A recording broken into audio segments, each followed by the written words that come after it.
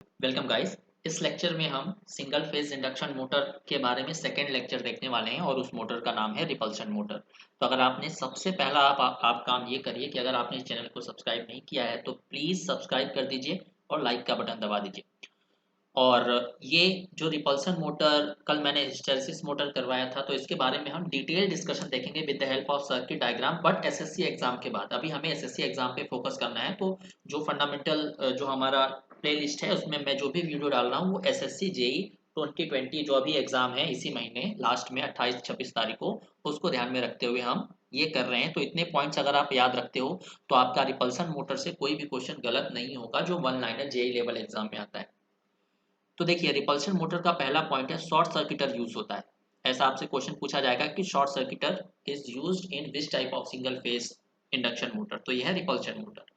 तो repulsion motor में maximum torque कब जनरेट होता है? तो रिपल्शन मोटर में मैक्सिमम टॉर्क तब जनरेट होता है जब फील्ड एक्सिस और ब्रश के बीच का जो एंगल है वो 45 डिग्री बन जाए। राइट, फील्ड एक्सिस और ब्रश के बीच जब भी 45 डिग्री का एंगल बनेगा, जो रिपल्सन मोटर है वो मैक्सिमम टॉर्क डेवलप करेगा। अब जीरो टॉर्क कब डेवलप करेगा? जब फील्ड एक्सिस और ब्रश एक दूसरे के साथ फेज में हो, यानी कि 0 डिग्री का एंगल बनाए। यानी कि ब्रश अगर फील्ड एक्सिस के फेज में आ गया तब repulsion motor zero torque produce करेगी, और अगर 45 डिग्री है तो maximum torque. Speed torque characteristic जो इस रिपल्शन मोटर की होती है वो डीसी कंपाउंड मोटर की तरह होती है। डीसी कंपाउंड मोटर अभी आने वाला है, जो हम डीसी मोटर का कोर्स कर रहे हैं, कंप्लीट कोर्स, उसमें मैं कैरेक्टरिस्टिक पढ़ाऊंगा। तो उसमें जो भी कंपाउंड मोटर की कैरेक्टरिस्टिक बनेगी सेम कैरेक्टरिस्टिक रिपल्शन मोटर की भी होती है। यहाँ पे कम्यूटेटर प्रेजेंट होता है। कम्यूटेटर का क्या काम होता है? एसी को डीसी में कन्वर्ट करना या डीसी को एसी में कन्वर्ट करना। ये मैंने वर्किंग ऑफ डीसी मशीन में आपको अच्छे से समझाया था। Rotation is always in the direction of brush shift. तो जो रोटेशन है वो हमेशा ब्रश शिफ्ट की डायरेक्शन में होता है। नेक्स्ट पॉइंट है brushes are connected together by a jumper wire. तो जो ब्रशेस हैं वो हमेशा जंपर वायर के हेल्प से एक दूसरे से कनेक्ट होंगे। इन रिपल्सन मोटर की हम बात कर रहे हैं। नेक्स्ट है, जब हम इस रिपल्शन मोटर को रेटेड लोड पे ऑपरेट कराएंगे, यानी जितनी रेटिंग है इस रिपल्शन मोटर की उतना ही लोड हमने कनेक्ट किया है, तो रिपल्शन मोटर सिंक्रोनस स्पीड पे ऑपरेट करती है। इतना पॉइंट आप याद रखिए, आपके मैक्सिमम क्वेश्चन सही हो जाएंगे किसी भी जेई लेवल एग्जाम में। तो लगे हाथ एक और मशीन है जिसे हम बोलते हैं रिलक्टेंस मोटर। रिलक्टेंस मोटर को मैंने सिंक्रोनस मशीन का जो कोर्स चल रहा है उसमें मैंने बहुत ही डिटेल में करा है। तो यहाँ पे देखिए, रिलक्टेंस मोटर क्या सेल्फ स्टार्टिंग होती है।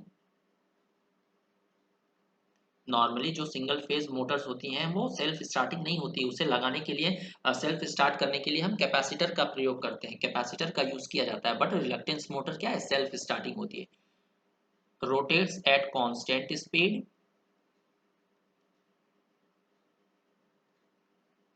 ये हमेशा कांस्टेंट स्पीड पे रोटेट करती है।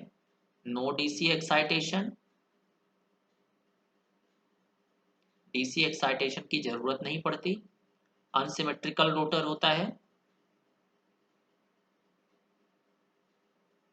अनसिमेट्रिकल रोटर होता है रिलक्टेंस मोटर का। Singly excited.